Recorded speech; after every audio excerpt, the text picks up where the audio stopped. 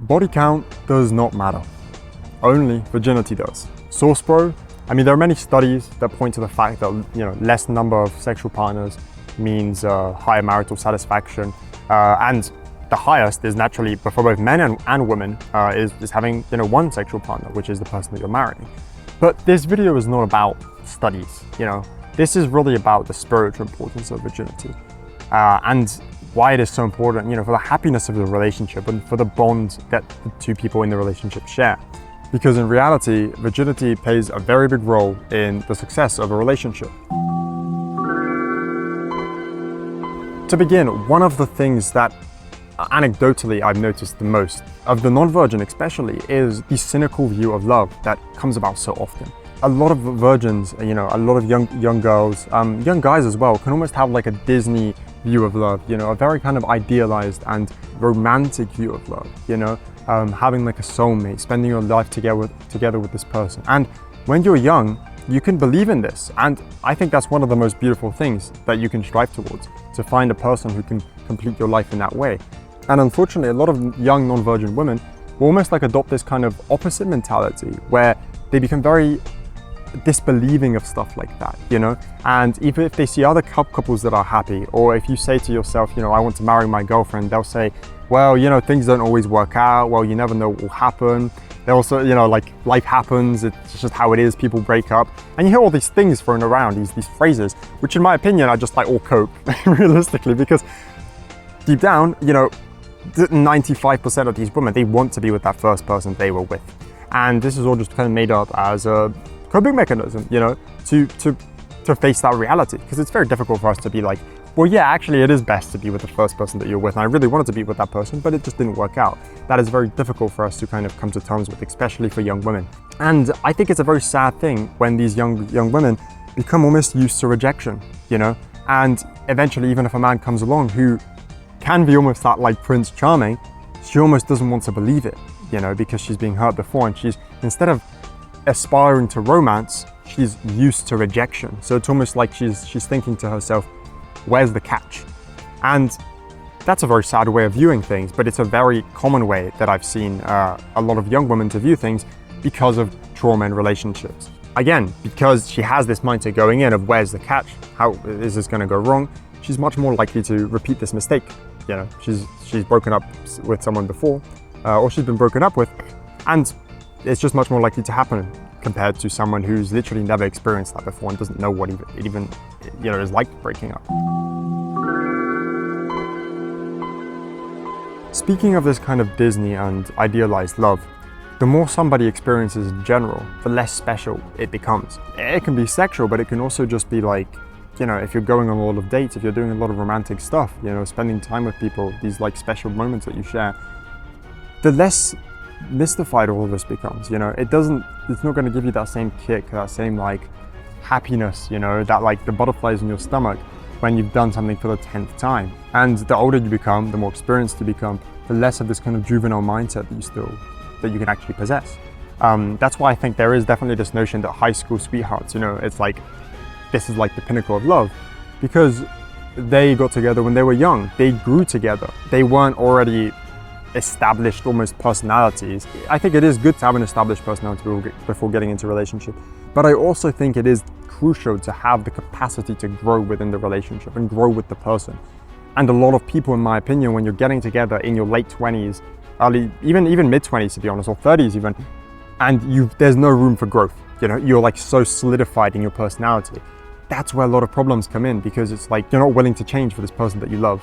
And that's why when you've already gone through this experience and your personality is way more formed and developed, you cannot truly open your heart and get excited for someone like a virgin could. And the last point is that it's not a woman's fault that things are the way they are. I think it's very natural, because a woman's body is designed to really only love one man. It's like she can only get pregnant from one man, she can only carry one child at a time, and so basically the child that she's carrying inside her, that's the same man that's really in her heart. And this can be literal, if a woman's pregnant, or it can also be symbolical, in my opinion. So this means that many men can get into relationships with women whom actually have another man in their heart. And obviously you do not want this, because you'd want the person who you're with to only love you, to not be hung up on somebody else. But unfortunately, this is a very common reality where a woman will have like a previous lover that she's very hung up on. You constantly hear about like girls talking to their ex or getting back with their ex. And it's quite a tragic thing really, because if you cannot close the door on the past, then the past is not in the past, Or the women who might say like, a man wanting a woman with less experience or a man wanting a virgin is insecure. When you see how often women will get together with a man from their past, get together with an ex-partner, compulsively, just for no reason, or just for like the biological satisfaction, the carnal satisfaction, then that's exactly, the concern that these men have, that sort of thing is liable to happen. And I think it happens for a good reason. I think it's just saying this man was important for this woman at one point in her life, and actually he still is, because that bond is not broken. And in reality, this is very difficult to avoid, because even if a woman's only had 1 or 2 previous sexual partners, how do you know that that's all you need? Like a woman doesn't need to cheat with you on with 2, 3 guys for the relationship to be over. If there's one guy that's still in her heart and she had something special with him that you don't even know about, then that's enough to destroy the relationship. In conclusion, this video is not obviously to hate like on non-virgins or anything, but really just to remind the value of virginity, because I think that's something that's been so forgotten. That virginity for a woman especially is about respect to yourself. It's about respecting yourself. It's just saying like, I want to do that with someone who loves me, who cares about me. And that's another very good reason why to look for that in a woman, because realistically, if society was perfect, would not like 95% of women, minus the 5% I guess of women who naturally want to be promiscuous, wouldn't most women be with the first guy who wanted to be with them, who committed? That's how things would be, because she took enough time, to make the correct decision. I think that like young girls just need to be reminded of the importance of this, to respect themselves, to respect and value their virginity, and not to try and like get rid of it, or just latch onto a guy who is really just going to do them more harm than good. And they might be with this guy when they're like a teenager, and later on they might meet a man whom they truly love, and to not be able to give themselves to this man because of the past trauma. And I think that's a very sad thing, and I don't wish that on anyone. Again, it is very possible for a non-virgin to make a great wife, but because of the things that I've mentioned so far, it can be a lot harder, because there's a lot more troubles that she can fall victim to, like having this kind of lingering trauma, or having a proclivity to not working on things, perhaps, when before you've scrapped a relationship because there was an issue, you're more likely to do it again. The virgin woman is not a saint. I'm not going to sit here and say this is the only important trait, because it's obviously not. But we have to look at it and how it is. Virginity is a virtue, and it needs to be cultivated more, it needs to be protected, the virtue. But it's not the only thing. It's far from the only thing. And in many cases, it can be overridden by other things.